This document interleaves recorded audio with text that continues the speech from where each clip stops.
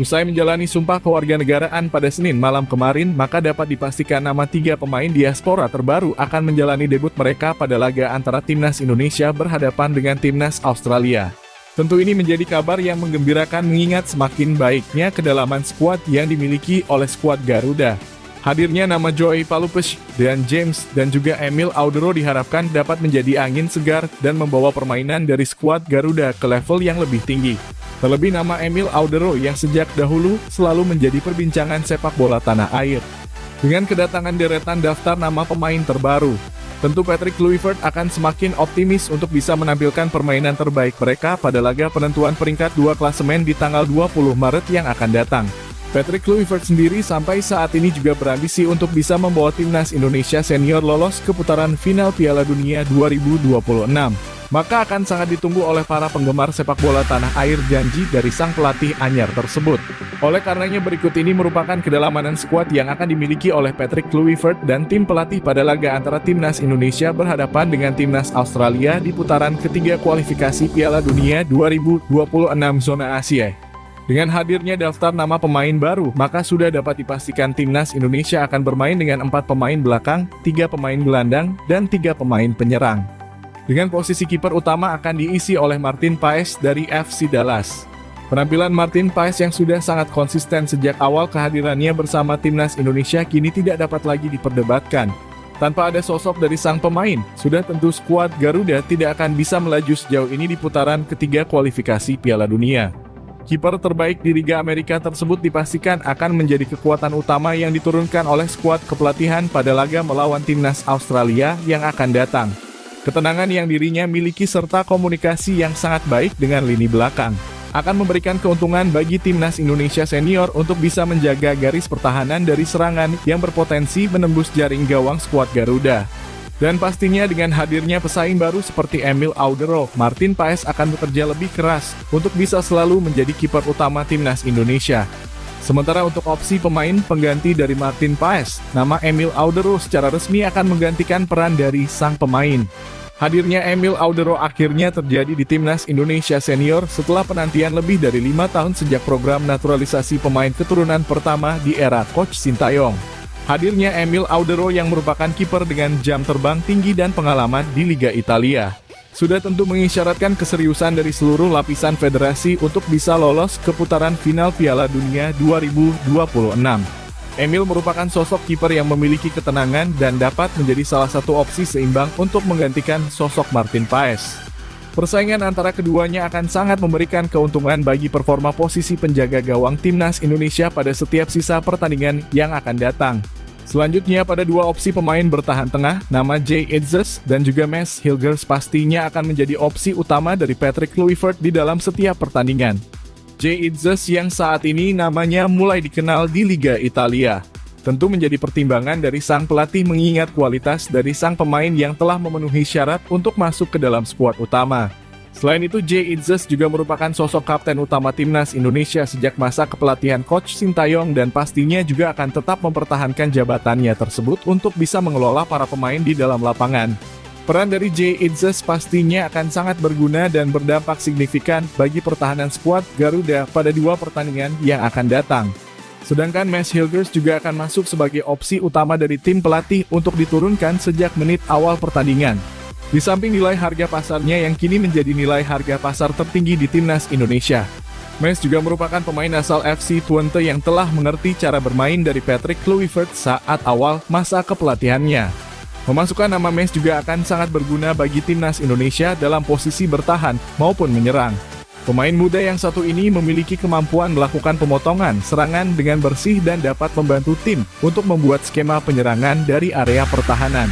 Sementara itu, untuk opsi pemain pengganti dari kedua nama pemain ini, nama Jordi Amat dan Rizky Ridho kemungkinan besar akan masuk sebagai pemain pelapis atau bahkan juga memiliki kesempatan untuk tampil sejak menit awal pertandingan. Jordi Amat sampai saat ini merupakan salah satu nama pemain di Timnas Indonesia Senior yang memiliki kemampuan yang sangat baik dalam membangun serangan. Perannya dapat menjadi salah satu yang terpenting mengingat skuad Garuda akan memainkan bola dari kaki ke kaki. Dan Jordi Amat dapat memainkan peran tersebut dengan baik sebab jam terbangnya yang sudah tinggi di level pertandingan internasional. Sedangkan nama Rizky Ridho akan menjadi satu-satunya nama pemain lokal yang memiliki kesempatan untuk memperebutkan posisi utamanya di dalam 11 pemain utama. Dengan kualitas yang saat ini dirinya miliki, tentu Rizky Ridho memiliki kesempatan untuk tampil dan menunjukkan kelayakannya bersama dengan Patrick Kluivert. Selanjutnya pada posisi bek kanan, nama Kevin Dix sudah tentu dipastikan akan mengamankan posisinya. Usai hanya tampil dalam 40 menit pada pertandingan debutnya melawan timnas Jepang, Kevin Dix terpaksa harus ditarik dan tidak dapat mengikuti pertandingan berikutnya akibat cedera yang cukup parah. Namun dengan kondisinya yang saat ini sudah kembali prima, maka sang pemain dapat dipastikan 100% mengisi posisi sayap kanan pertahanan. Peran dari sang pemain yang kini berkarir di Liga Denmark tersebut terbilang sangatlah krusial bersama timnas Indonesia. Bahkan hanya dalam waktu 40 menit, sang pemain telah menunjukkan kualitasnya yang dibuktikan dari para pemain Jepang yang frustasi sebab tidak bisa menembus pertahanan dari skuad Garuda. Tentu hadirnya kembali Kevin Dix melawan timnas Bahrain dan juga Australia yang akan datang akan menambah kekuatan dari timnas Indonesia dalam sektor pertahanan sekaligus penyerangan. Dan untuk opsi pengganti dari sang pemain, nama Sandy Walsh tentu akan dipersiapkan oleh sang pelatih untuk masuk pada babak kedua. Meskipun kualitasnya tidak dapat disetarakan dengan Kevin Dix, namun dari segi permainan, Sandy Walsh akan sangat menguntungkan bagi skuad Garuda dengan masuknya sang pemain pada babak kedua. Sandy Walsh saat ini cenderung bermain sangat ofensif dan dapat seketika berada pada area lawan dan membantu skema penyerangan yang coba dibangun oleh para pemain gelandang. Hadirnya sang pemain pada posisi banyak pemain lawan yang kelelahan akan sangat berguna untuk memberikan keuntungan signifikan bagi skuad Garuda. Sedangkan pada opsi sayap kiri pertahanan, tentu nama Calvin Verdong akan masuk sebagai pilihan utama dari Patrick Kluivert di dalam setiap pertandingan. Penampilannya yang sangat konsisten bahkan selalu disebut oleh tim lawan yang membuat mereka kesulitan untuk bisa menembus tembok kokoh dari pemain asal kasta tertinggi Liga Belanda tersebut. Sejauh ini Verdong juga masuk ke dalam daftar nama pemain yang paling banyak berlari di dalam lapangan. Produktivitasnya di dalam lapangan, baik dalam proses bertahan dan juga menyerang sangatlah berguna dan berdampak signifikan bagi permainan skuad Garuda. Hadirnya Calvin Verdong pada laga melawan timnas Arab Saudi pastinya akan menjadi modal berharga bagi lini pertahanan timnas Indonesia. Sementara pada babak kedua, nama Dean James memiliki kesempatan untuk bisa tampil debut sebagai opsi pertama tim pelatih di dalam pertandingan. Hadirnya Patrick Kluivert pastinya akan membuat posisi dari Pratama Arhan tergeser oleh kualitas dari Dean James yang dapat dengan efektif di dalam penguasaan bola. Hadirnya pelatih baru di dalam skuad Garuda tentunya akan membuat sang pemain kembali mendapatkan jam terbang yang jauh lebih tinggi dan dapat kembali menunjukkan kelayakannya bersama timnas Indonesia di kualifikasi Piala Dunia.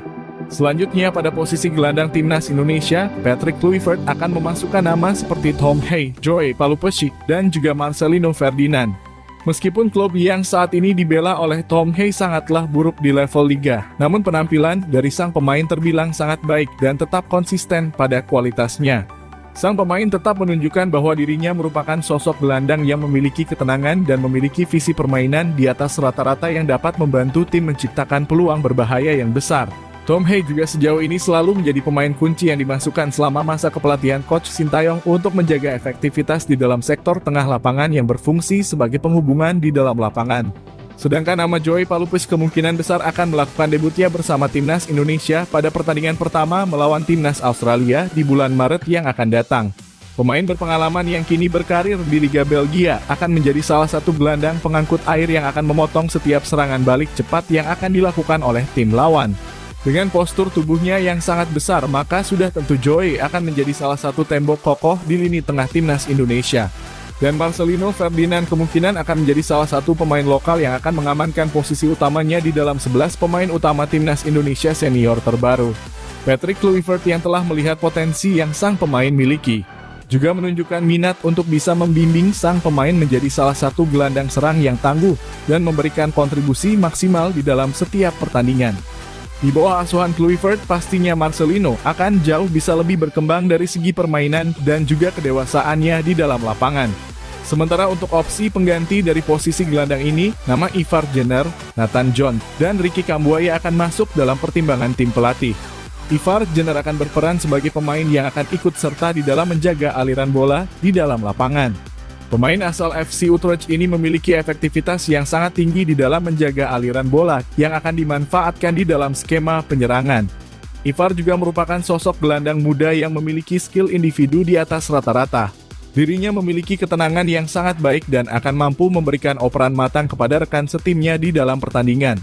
Sedangkan Nathan John juga memiliki kesempatan untuk mendapatkan jam terbangnya bersama timnas Indonesia. Meskipun dirinya tidak mendapatkan menit bermain sejak akhir tahun 2024 kemarin, namun diharapkan kualitas dari sang pemain tidak menurun dan mendapatkan kepercayaan dari tim pelatih. Dan nama Ricky Kambuaya kemungkinan besar akan dijadikan opsi pelapis dari tim pelatih mengingat perannya yang sangat krusial di BRI Liga 1. Sang pemain sejauh ini mampu bermain efektif bersama dengan Dewa United dan selalu menjadi salah satu otak serangan dari klubnya tersebut. Dengan performa yang saat ini dimiliki oleh Ricky Kambuaya, sudah tentu dirinya memiliki kesempatan untuk bisa tampil pada pertandingan melawan timnas Australia yang akan datang. Selanjutnya pada posisi sayap penyerangan, nama Egy Maulana Fikri dan Eliano Reinders akan berperan sebagai pemain yang akan melakukan tusukan ke arah kotak penalti atau memberikan umpan silang langsung kepada pemain yang berada di depan gawang. Egy yang saat ini merupakan salah satu top skor di BRI Liga 1, sudah tentu akan dibawa dan berkemungkinan besar akan masuk sebagai pemain utama pada laga melawan timnas Australia. Sebab tentu saja jika kita melihat penampilan dari Egy Maulana Fikri di BRI Liga 1, sang pemain telah masuk ke dalam top performnya dan bahkan telah memberikan statement akan kembali berkarir di Eropa usai kontraknya habis.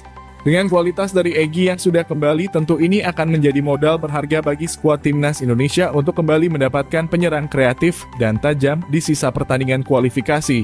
Dan Eliano Reinders akan masuk sebagai salah satu sayap penyerangan timnas Indonesia pada laga ini. Penampilan Rafael Struijk yang sangat buruk di level klub dan bahkan tidak lagi dimasukkan ke dalam skuad inti usai Piala AFF kemarin, membuat nama Eliano Reinders akan masuk dengan modal jam terbangnya yang cukup tinggi di kasta tertinggi Liga Belanda.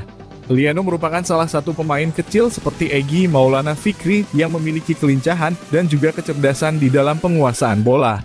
Bahkan sang pemain tidak jarang melakukan solo run dan mencetakkan gol bagi timnya di Liga Belanda. Tendangannya yang juga keras akan menjadi modal tambahan bagi kekuatan skuad Garuda Senior. Sementara itu, untuk opsi pengganti dari kedua nama pemain ini, nama Septian Bagaskara dan juga Rafael Struijk dapat dimasukkan sebagai opsi pengganti ataupun rotasi yang dapat dilakukan di antara kedua pertandingan yang akan berlangsung. Septian Bagaskara yang tampil apik dalam musim ini di Liga Domestik diprediksi akan melakukan debutnya sebagai salah satu pemain sayap. Pergerakannya yang sangat efektif hingga saat ini mampu menjadikannya salah satu nama pemain paling produktif di BRI Liga 1 dan mendapatkan pemanggilan dari Patrick Kluivert. Sedangkan Rafael Struijk dengan staminanya yang sangat tinggi akan menjadi kekuatan yang sangat berarti bagi skuad Garuda pada pertengahan babak kedua. Hadirnya sang pemain akan menjadi angin segar yang dapat meningkatkan tempo permainan dari skuad Garuda dan dapat menciptakan keunggulan lewat pergerakannya yang sangat baik dari sisi sayap penyerangan. Rafael Struijk tentu membutuhkan waktu lebih untuk bisa kembali masuk sebagai pemain utama di bawah asuhan Patrick Kluivert.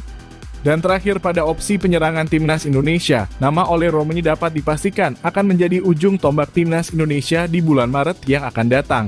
Performanya yang sangat baik di kasta tertinggi Liga Belanda menunjukkan sang pemain memiliki kualitas yang sangat baik untuk menjadi salah satu senjata utama timnas Indonesia di dalam pertandingan yang akan datang. Sang pemain saat ini juga terbilang sangat produktif bersama klubnya dan telah menjadi pemain yang reguler masuk sebagai pemain utama di setiap pekan. Ole Romeni diharapkan dapat menjadi jawaban dari krisis produktivitas gol yang sejauh ini masih menjadi pekerjaan rumah yang tidak terselesaikan bagi Coach Sintayong dan tim kepelatihan. Sedangkan untuk opsi pengganti dari posisi ini sudah tentu Ramadan Sananta diharapkan dapat mendapatkan menit bermain lebih di era kepelatihan Patrick Kluivert. Dirinya merupakan sosok striker murni yang dapat melakukan tendangan keras dan sejauh ini telah memperlihatkan peningkatan dari segi permainan. Hadirnya Ramadan Sananta menggantikan Ole Romeni akan menjadi perpaduan yang sangat baik untuk bisa menjaga tempo permainan dan intensitas yang terjadi di dalam lapangan pertandingan. Itulah tadi merupakan kedalaman skuad yang akan dimiliki oleh Patrick Kluivert dan tim pelatih pada laga antara timnas Indonesia berhadapan dengan timnas Australia di putaran ketiga kualifikasi Piala Dunia 2026 zona Asia. Jangan lupa tulis pendapat kalian di kolom komentar.